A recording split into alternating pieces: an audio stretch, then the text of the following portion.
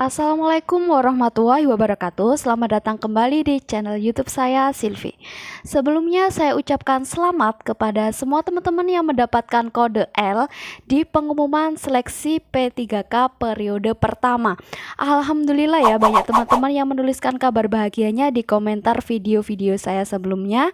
Semoga channel ini bisa terus selalu membantu teman-teman untuk mendapatkan NIP, dan jika sudah mendapatkan NIP bisa juga membantu teman-teman untuk mengetahui informasi mengenai kepegawaian ASN.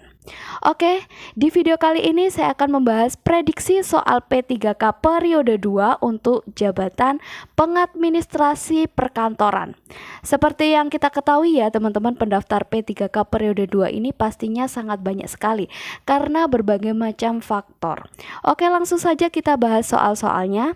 Sebelum kita ke pembahasan, sebaiknya teman-teman pause dulu videonya, coba kerjakan, nanti salah berapa, betul berapa, tulis di kolom komentar ya. Oke, langsung kita ke soal yang pertama ya.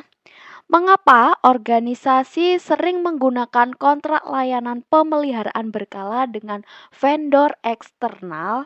Nah, di sini ada pemeliharaan. Pasti banyak teman-teman yang bertanya nih, soal pengadministrasi perkantoran kok yang keluar mengenai pemeliharaan? Bukankah soal pemeliharaan itu masuk di bagian sarana dan prasarana? Oke, baik. Seperti yang sudah teman-teman tes di P3K tahap pertama, ternyata administrasi perkantoran itu meliputi banyak hal ya. Ada administrasi kepegawaian, kemudian administrasi sarana dan prasarana, itu semua masuk ke administrasi perkantoran. Dan juga administrasi persuratan itu masuk ke perkantoran ya teman-teman. Jadi itu semua harus dipelajari. Walaupun mungkin tidak sedetail di kisi-kisinya, jadi banyak teman-teman yang menganggap bahwa tidak sesuai kisi-kisi. Tetapi sebenarnya itu adalah bagian dari pengadministrasi perkantoran. Oke, untuk soal yang pertama ini jawabannya apa ya? Apakah A, untuk mengurangi kebutuhan pelatihan tim internal? B, untuk memastikan pemeliharaan dilakukan dengan standar profesional? C, untuk menghemat waktu dan sumber daya organisasi? D, untuk mengurangi risiko kelalaian pemeliharaan? Apakah E semua jawaban benar? Mana nih jawabannya, A, B, C, D, atau E yang benar? Jawabannya benar adalah yang E ya. Jadi menggunakan kontrak layanan pemeliharaan berkala itu membantu organisasi memastikan standar yang konsisten, menghemat waktu, mengurangi kebutuhan pelatihan internal, dan meminimalkan risiko kelalaian. Vendor eksternal biasanya memiliki keahlian dan sumber daya yang lebih untuk menangani perawatan khusus. Jadi jawabannya itu adalah semuanya benar ya. Bisa dipahami? Oke, kita lanjut ke soal nomor 2. Teman-teman kerjakan dulu. Oke, kita bahas. Salah satu karakteristik utama sarana kantor yang baik adalah A, memiliki daya tahan tinggi dan sesuai dengan kebutuhan operasional. B, mudah diperbaiki jika rusak tanpa memerlukan teknisi.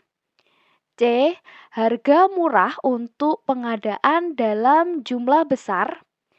D, dapat digunakan oleh semua karyawan tanpa pelatihan khusus. Dan E, tidak memerlukan pemeliharaan rutin untuk menghemat biaya. Apa nih karakteristik utama sarana kantor yang baik? A, B, C, D, atau yang E? Jawabannya benar adalah yang A ya. Memiliki daya tahan tinggi dan sesuai dengan kebutuhan operasional. Jadi, Sarana kantor yang baik itu harus memiliki daya tahan tinggi untuk mendukung operasional jangka panjang dan harus sesuai dengan kebutuhan agar memberikan manfaat maksimal. Bisa dipahami ya? Oke, lanjut ke soal nomor 3. Kita baca dulu soalnya. Manakah dari dokumen berikut ini yang penting dalam proses pengadaan sarana dan prasarana kantor? A. Agenda surat masuk. B. Surat berita acara serah terima barang. C. Laporan keuangan bulanan. D. Daftar inventarisasi barang. Dan E. Surat kontrak kerja. Mana nih teman-teman jawabannya benar? A, B, C, D, atau yang E? Jawabannya benar adalah yang B ya. Surat berita acara serah terima barang. Jadi, surat berita acara serah terima barang itu digunakan untuk mencatat bahwa barang yang diadakan telah diterima dalam kondisi baik, sesuai spesifikasi, dan menjadi tanggung jawab instansi atau perusahaan. Bisa diterima ya. Untuk soal nomor 3, jawabannya benar adalah yang B. Lanjut ke soal nomor 4. Apa resiko terbesar jika terdapat kesalahan dalam mencatat penerima surat pada buku ekspedisi? Buku ekspedisi. A. Surat kehilangan nomor pengirimannya. B. Penerima tidak dapat didistribusikan kembali kepada pengirim. C. Dokumen tidak tercatat dalam arsip organisasi. D. Surat tidak dapat didistribusikan kembali kepada pengirim. E. Surat beresiko diterima oleh pihak yang salah. Mana nih jawaban yang tepat untuk soal nomor 4? Teman-teman kerjakan ya. Oke, jawaban yang benar adalah yang E ya. Surat beresiko diterima oleh pihak yang salah. Jadi, kesalahan mencatat penerima pada buku ekspedisi dapat menyebabkan dokumen dikirim ke pihak yang tidak berhak, yang dapat berpotensi merugikan organisasi. Buku ekspedisi adalah bukti administrasi, sehingga pencatatan yang akurat sangat penting untuk menghindari resiko tersebut. Bisa dipahami ya. Jawaban yang benar untuk soal nomor 4 adalah yang E.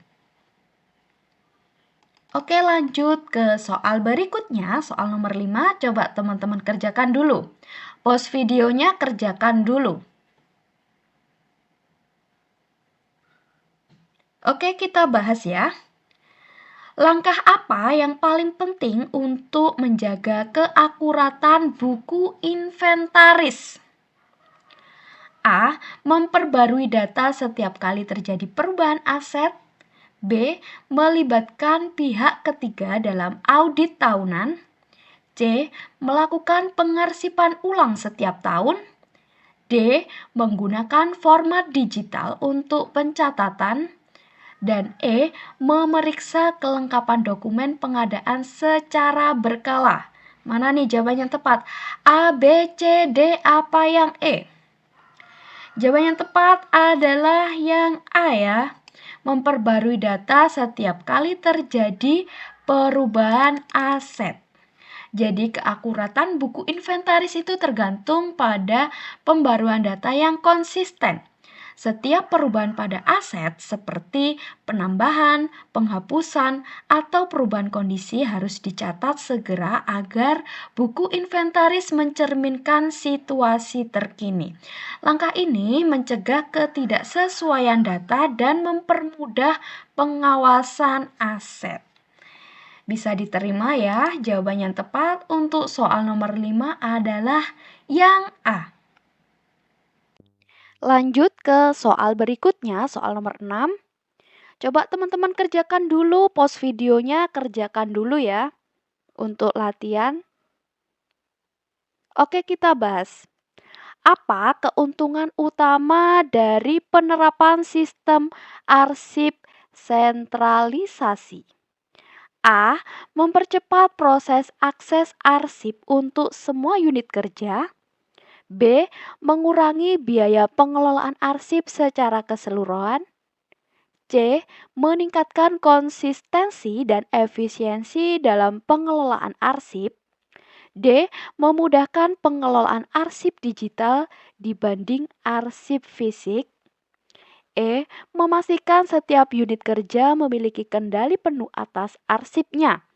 Mana nih kira-kira jawaban yang tepat untuk soal nomor 6? A, B, C, D, atau yang E? Jawaban yang tepat adalah yang C ya teman-teman, meningkatkan konsistensi dan efisiensi dalam pengelolaan arsip. Jadi sistem sentralisasi itu memungkinkan pengelolaan arsip dilakukan dengan standar yang konsisten dan terkoordinasi. Hal ini meningkatkan efisiensi karena semua arsip dikelola oleh tim atau departemen yang khusus mengelola dokumen, mengurangi redundansi dan meminimalkan risiko kesalahan dalam pengarsipan. Bisa dipahami ya untuk soal nomor 6 jawaban yang tepat adalah yang C. Lanjut ke soal nomor 7. Coba teman-teman kerjakan dulu, pause videonya.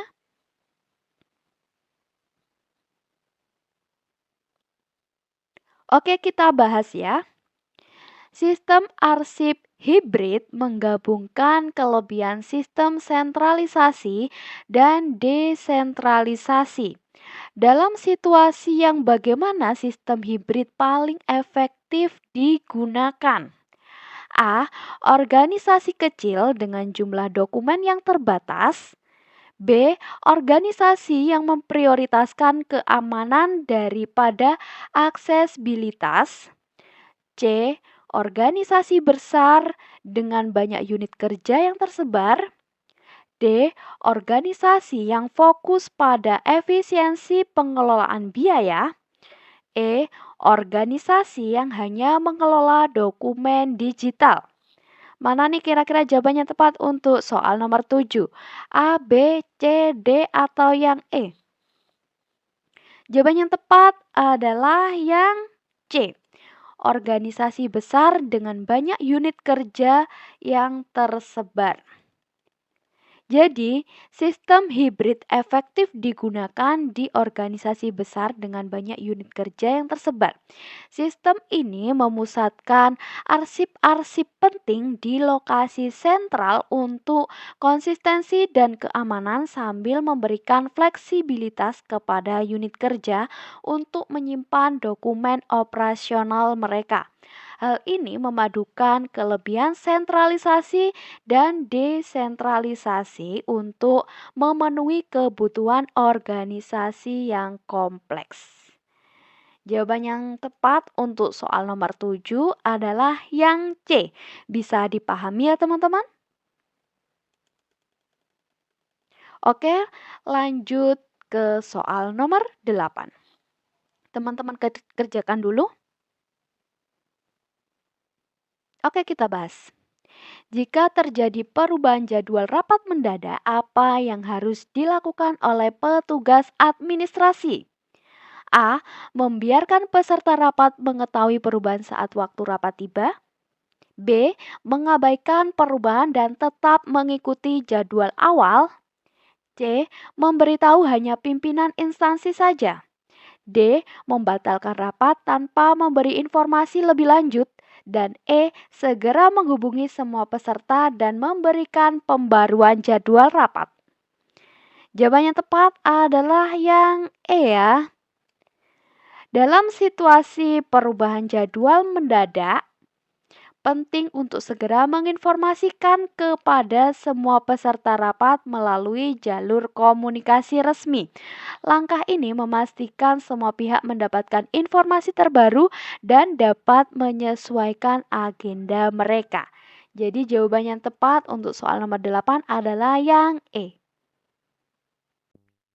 Lanjut soal berikutnya, soal nomor 9. Apa langkah pertama yang harus dilakukan oleh petugas administrasi dalam mengelola surat masuk pada instansi pemerintah? Apakah A. Mencatat surat masuk pada buku agenda atau sistem elektronik? B. Menyusun surat masuk berdasarkan tanggal penerimaan? C. Membuka dan membaca isi surat untuk mengetahui isinya? D. Langsung mendistribusikan surat kepada pihak terkait? E. Mengarsipkan surat masuk tanpa dibaca. Mana nih jawabannya tepat? Untuk soal nomor 9 ini yang tepat adalah yang A ya. Langkah pertama dalam mengelola surat masuk adalah mencatatnya pada buku agenda atau sistem elektronik. Hal ini dilakukan untuk memastikan bahwa setiap surat terdokumentasi dengan baik untuk keperluan pelacakan dan pengarsipan. Soal nomor 9 bisa dipahami ya teman-teman? Oke, lanjut ke soal nomor 10. Coba teman-teman pause dulu videonya, kerjakan dulu. Oke, kita bahas. Apa yang menjadi prioritas dalam mendistribusikan surat masuk kepada pihak yang berwenang? A. Memeriksa isi surat untuk menentukan pihak yang berwenang menangani. B. Menyerahkan surat kepada semua staf tanpa seleksi. C. Menyusun surat berdasarkan abjad nama pengirim. D. Mengarsipkan surat tanpa mendistribusikan. E. Membiarkan surat di meja tanpa distribusi lebih lanjut. Mana nih jawabannya yang tepat? A, B, C, D, atau yang E? Jawabannya yang tepat adalah yang A ya teman-teman. Memeriksa isi surat diperlukan untuk memastikan surat didistribusikan kepada pihak yang berwenang menangani. Hal ini mencegah kesalahan distribusi dan mempercepat penyelesaian tindak lanjut. Bisa dipahami ya. Untuk soal nomor 10 jawabannya benar adalah yang A. Lanjut ke soal nomor 11. Apa langkah pertama yang harus dilakukan petugas administrasi dalam menyusun notulen rapat? A. Menyalin semua pembicaraan peserta rapat. B. Membuat daftar hadir peserta rapat. C. Mencatat poin-poin utama selama rapat berlangsung. D. Menyusun jadwal rapat berikutnya. Dan E. Membagikan salinan dokumen yang digunakan dalam rapat. Mana nih jawabannya tepat untuk soal nomor 11? A, B, C, D, atau yang E? Jawabannya tepat adalah yang C ya. Mencatat poin-poin utama selama rapat berlangsung. Jadi notulen rapat berfokus pada poin-poin utama yang dibahas, termasuk keputusan, saran, dan tindak lanjut. Mencatat poin-poin ini selama rapat berlangsung memastikan kelengkapan informasi dan akurasi dokumen. Jadi jawabannya tepat adalah yang C untuk soal nomor 11 ini. Gimana teman-teman? Bisa dipahami ya? Oke, kita lanjut ke soal nomor 12. Teman-teman pause dulu videonya, coba kerjakan dulu ya. Oke, kita bahas. Kita baca dulu soalnya. Ketika menyusun laporan kinerja instansi, data apa yang paling penting untuk disertakan? A. Informasi umum tentang struktur organisasi. B. Jadwal kegiatan sehari-hari instansi. C. Rekap jumlah rapat yang dilakukan. D. Prestasi utama yang dicapai dalam periode tertentu. E. Daftar pegawai yang mendapatkan promosi. Mana nih jawaban yang tepat? A, B, C, D, atau yang E? Jawaban yang tepat adalah yang D ya teman-teman. Prestasi utama yang dicapai dalam periode tertentu. Jadi, laporan kinerja itu berfokus pada pencapaian utama dalam mendukung tujuan instansi, sehingga data mengenai prestasi, target yang tercapai, dan hasil kerja menjadi komponen utama dalam dokumen ini. Bisa dipahami ya? Oke, lanjut. Soal berikutnya, soal nomor 13. Dalam pembukuan instansi pemerintah, apa tujuan utama dari menggunakan sistem kode akun? Apakah A. Menambah informasi tambahan mengenai pegawai? B. Mempermudah pelacakan jenis transaksi tertentu? C. Menyederhanakan pembuatan laporan kinerja? D. Menghapus dokumen yang tidak relevan?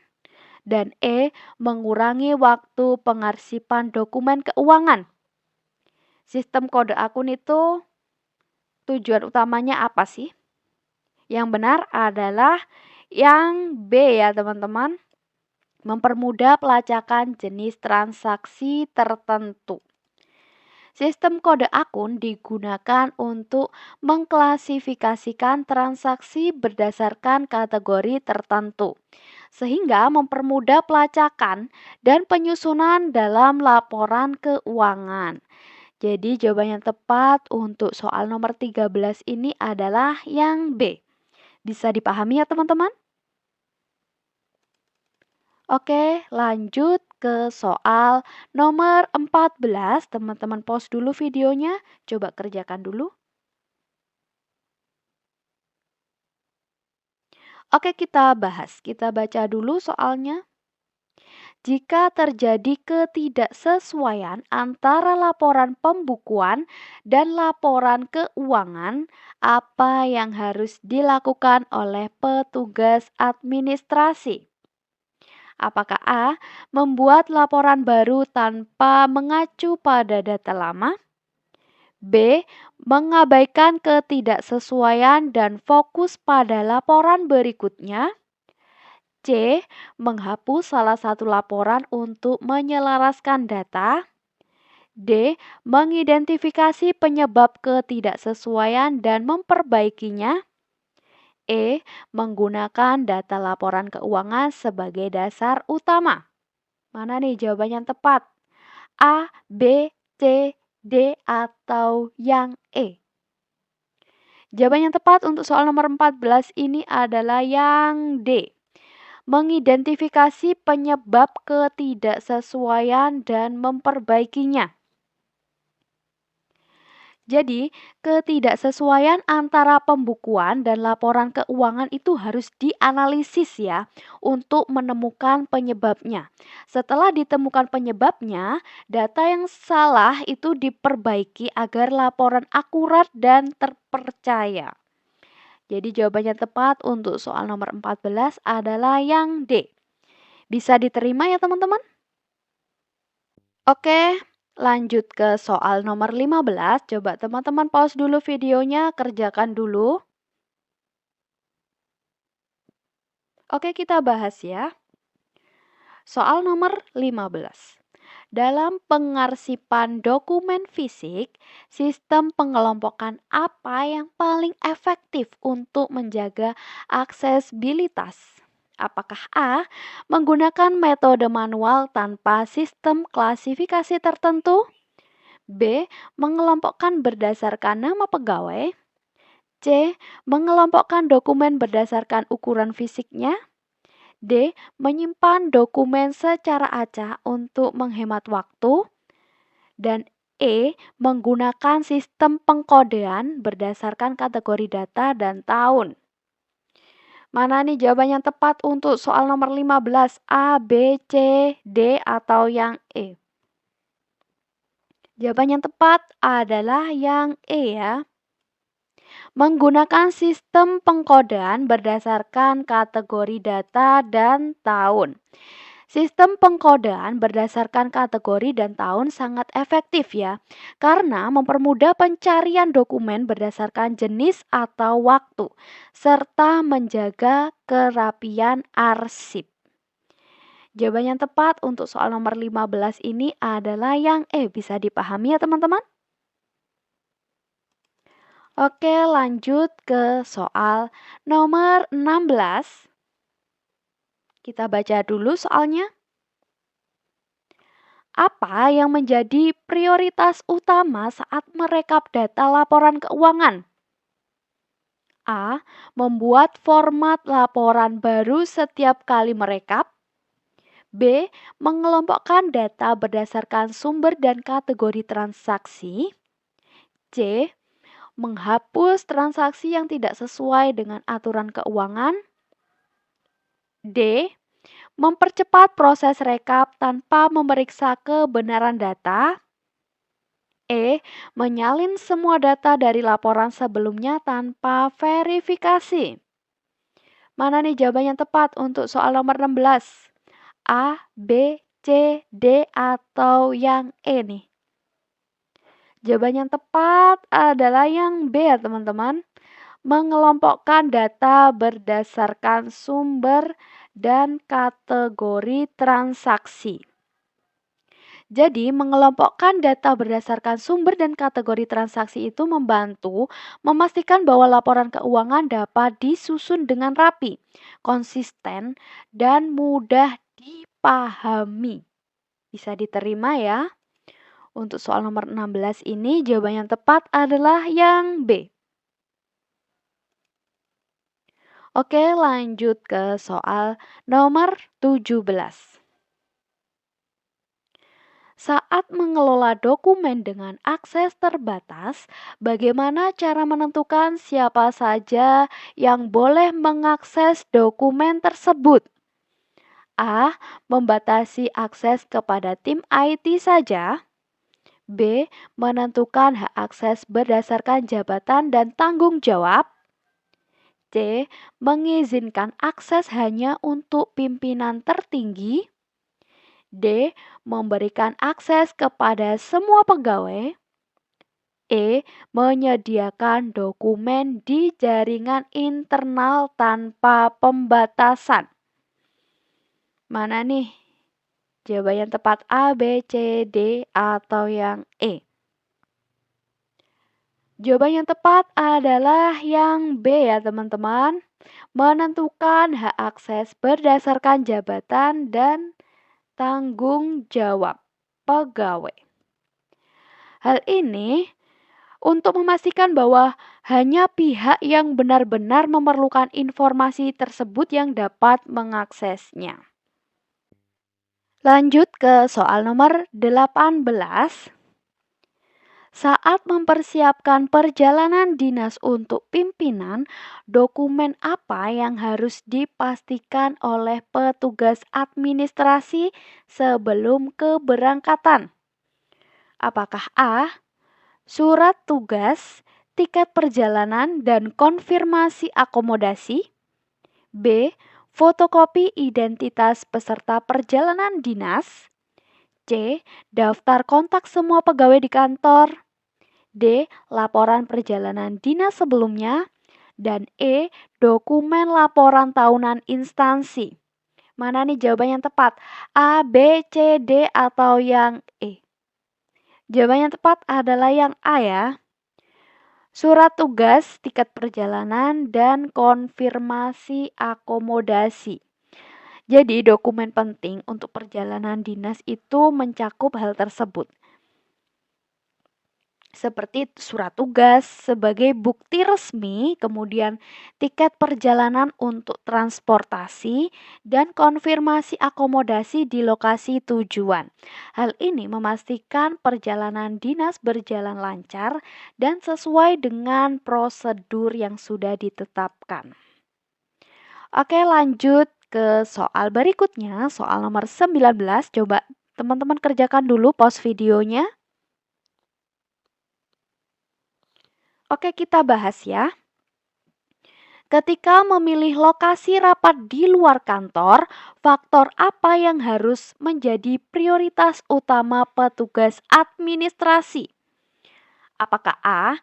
Dekorasi ruangan dan pemandangan sekitar? B. Harga sewa tempat yang paling murah atau terjangkau? C. Lokasi yang strategis, fasilitas lengkap, dan sesuai dengan kebutuhan rapat? D. Popularitas tempat di media sosial? E. Tempat yang memiliki makanan dengan ulasan terbaik. Mana nih jawaban yang tepat? A, B, C, D, atau yang E? Oke, jawaban yang tepat adalah yang C ya. Lokasi yang strategis, fasilitas lengkap, dan sesuai dengan kebutuhan rapat. Lokasi rapat harus dipilih berdasarkan strategi seperti aksesibilitas untuk peserta, kemudian fasilitas yang mendukung kebutuhan rapat itu misalnya ruangan yang cukup luas, alat presentasi, dan kesesuaian dengan anggaran instansi. Jadi jawaban yang tepat untuk soal nomor 19 adalah yang C. Bisa dipahami ya teman-teman? Oke, kita lanjut ke soal nomor 20. Apa langkah pertama yang harus dilakukan petugas administrasi dalam mengelola daftar inventaris? A. Langsung mengajukan pengadaan barang baru. B. Membuat daftar inventaris hanya untuk barang yang rusak. C. Melakukan pencatatan lengkap terhadap semua barang inventaris yang dimiliki instansi. D. Mengelompokkan inventaris berdasarkan lokasi penyimpanan tanpa pemeriksaan. E. Menghapus barang inventaris yang dianggap sudah lama. Mana nih jawaban yang tepat? A, B, C, D, atau yang E untuk soal nomor 20? Jawaban yang tepat adalah yang C ya teman-teman. Melakukan pencatatan lengkap terhadap semua barang inventaris yang dimiliki instansi. Jadi, langkah pertama dalam pengelolaan daftar inventaris adalah melakukan pencatatan lengkap terhadap semua barang inventaris yang dimiliki instansi, termasuk deskripsi, jumlah, lokasi, dan kondisi barang. Hal ini adalah dasar untuk manajemen inventaris yang efektif. Bisa dipahami ya? Jadi untuk soal nomor 20 jawaban yang tepat adalah yang C. Oke, bagaimana nih teman-teman dari soal nomor 1 sampai dengan soal nomor 20 teman-teman bisa mengerjakan benar berapa dan salahnya berapa? Tulis di kolom komentar ya. Untuk soal-soal yang lainnya mengenai jabatan pengadministrasi perkantoran bisa disimak di playlist channel YouTube ini dengan judul Pengadministrasi Perkantoran. Semoga nanti yang akan mengikuti tes P3K di tahap 2 diberikan kelancaran ya dan segera mendapatkan NIP dan pastinya menjadi P3K penuh waktu. Oke, sekian dulu video hari ini, semoga bermanfaat. Sampai bertemu di next video dan terima kasih.